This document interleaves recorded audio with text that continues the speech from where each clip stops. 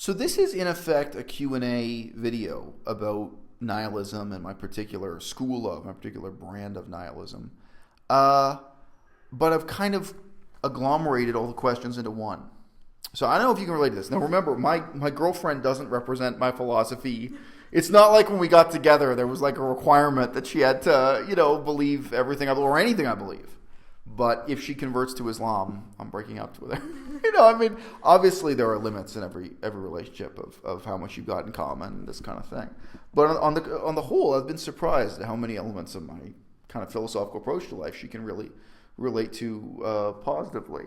So, even though it's a simple example, when I was talking about that issue in Facebook comments, of not having the attitude of wanting to be right and wanting to prove the other person wrong. Yes. Some of those little elements of nihilism and what it means to me in practice, she could relate to right away. She really saw, this is there's a difference between leading a meaningful life and leading a meaningless one. And the way in which people's the people's ideology, that's what it's about, escalates conflict and what have you. Yeah. I wasn't able to put my finger on it as to what philosophy this was, but, I was able to relate. Yeah. But, it's in those little examples that you see, the ways in which the critique of belief matters in everyday life. And I think all philosophy needs to be like that. If you're a member of a philosophy that doesn't in any way touch your daily life, maybe you're not really maybe it's not really a philosophy. And God knows, I've known a lot of people with PhDs who are in that situation where they identify with neo-Kantianism or something. When you ask them, okay, how does it actually change your life? How does that impact your life in any way? Not at all. It's just an academic topic that they study. So kind of combining all the questions I got into one, a lot of them boil down to this. I got this, people have different ways to send me messages on Patreon, et cetera, et cetera. But they can be combined to boil down to saying, do you really believe that the world would be a better place if nihilists were the majority, if nihilists were in charge, or if everyone was a nihilist, which is, of course, impossible. And with reference to some specific situations. So in some cases it was like, well, do you really think there wouldn't have been as many massacres in the history of Russia if the nihilists had kind of won instead of the communists? Because nihilism is a historically existing real ideology in the history of Russia, especially in the years leading up to 1917, what's called Russian nihilism as a school of thought. Do you think the world would be a less well place? So taking a step back here, I think this is, look, to be a vegan, I very often use this really minimal, down-to-earth definition of veganism, right? Where I say, look, I'm getting rid of kind of the grandiose ideological claims. But I do think it's inevitable that if you are a vegan, you believe the world would be a better place if more people were vegan, right? I think, if you kind of get past the bullshit, I don't know if any vegan, if you are vegan, it's not just a diet. I think another element of it, is that you believe. Now, atheism, likewise. People criticize atheism and say atheism is really a religion. Obviously, atheism is not a religion. However, if you're keeping it all the way real, don't you think that atheists, in their heart of hearts, believe that the world would be a better place if more people were atheists? And thus, ipso facto, fewer people were Muslim and fewer people were Christian and Jewish and what have you, And if you don't believe that, I think it's worth questioning, are you really an atheist? How can you believe atheism is just good for me and isn't good for the masses or millions of people?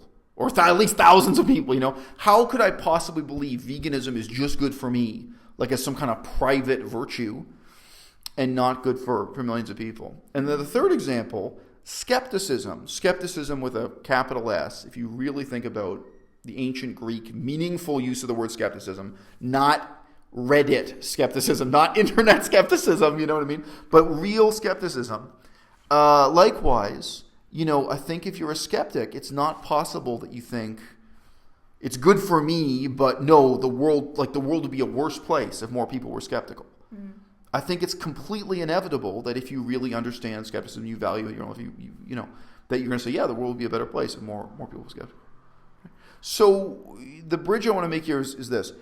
It struck me the other day, and I'd never thought this before, that in many ways the relationship between atheism and nihilism is parallel to the relationship between vegetarianism and veganism. I'm vegan. It's very easy for me to see that vegetarians are trying to do something positive. They're trying to make the world a better place. But vegetarianism, when you really think about it, really live with it, really look at the inputs and outputs, it's incoherent.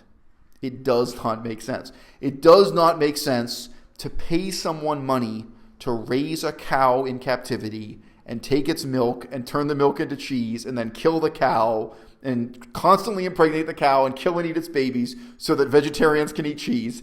It's morally incoherent. It's ecologically incoherent. It's ethically, it doesn't make sense. However, I totally can recognize they're trying to do something positive by becoming vegetarian. And veganism, by contrast, is coherent. I mean, it's just, I feel it makes sense. It completes an impulse that's there in a partial and incoherent way in vegetarianism. In the same sense, I really regard atheism as inadequate, although they're trying to do something good.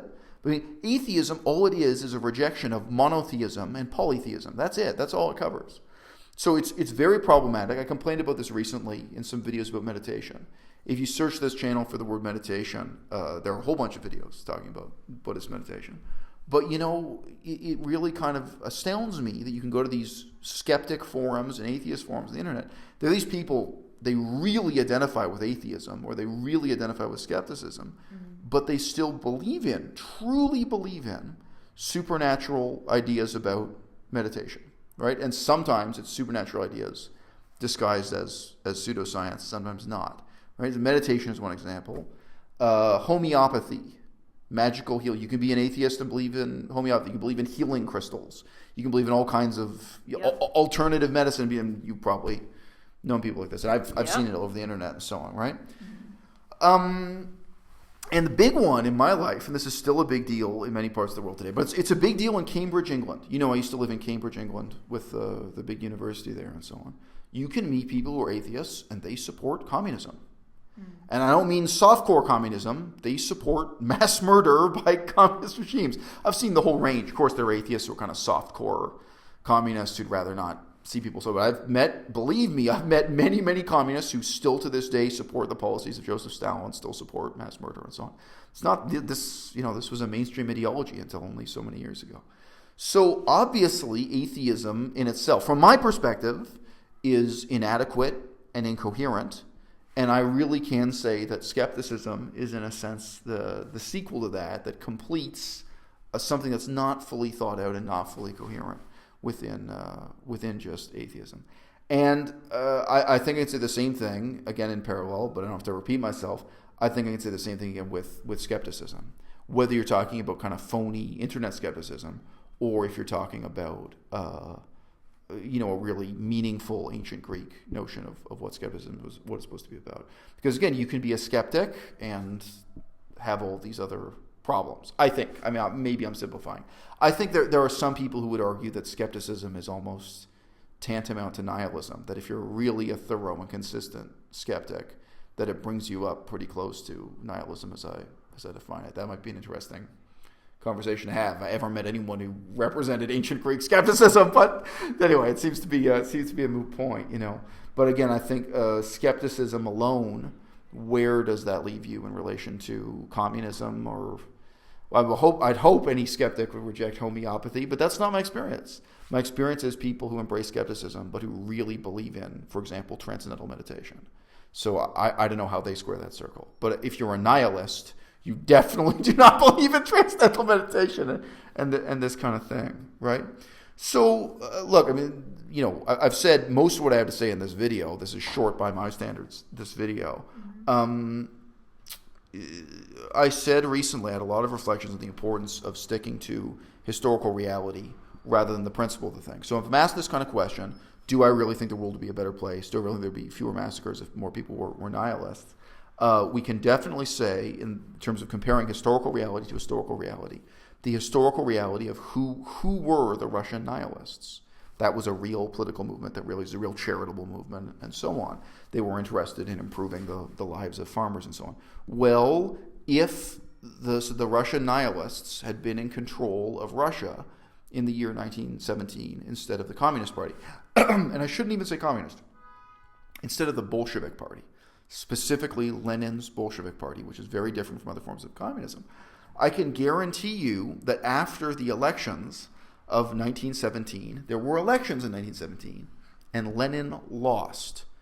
The party that won was a different left-wing party called the Social Revolutionary Party.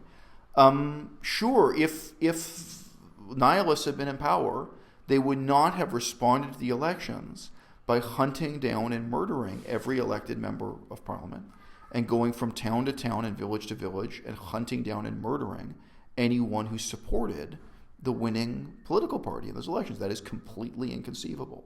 So not comparing ideals to ideals, or not comparing an ideal to a lack of ideals, but if you look at the historical reality of who the Russian nihilists were and the direct alternative to them in Lenin's Bolshevik form of communism, yes, it's very easy for me to say the world would be a better place if nihilists had political power at that time.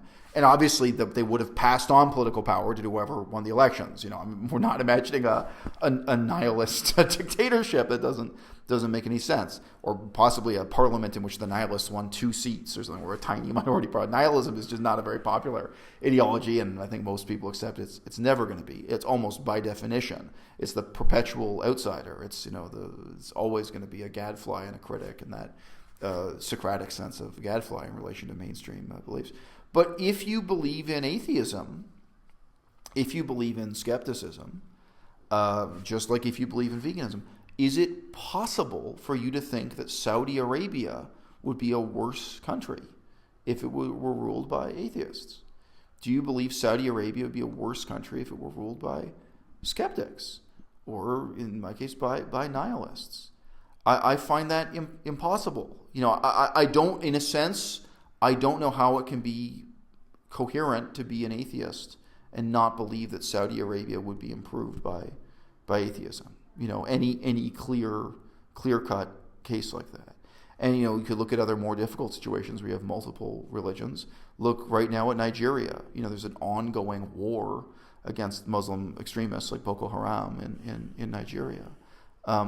If you don't think that, atheism is better than, again, atheism or skepticism or nihilism, wherever you kind of are on this perspective, is better than Boko Haram and is better than the various forms of Christianity and animism and superstition that are competing with Islam in northern Nigeria, I don't know what kind of atheist you are, or how it's possible for you to live with such a fundamental contradiction within your fundamental convictions.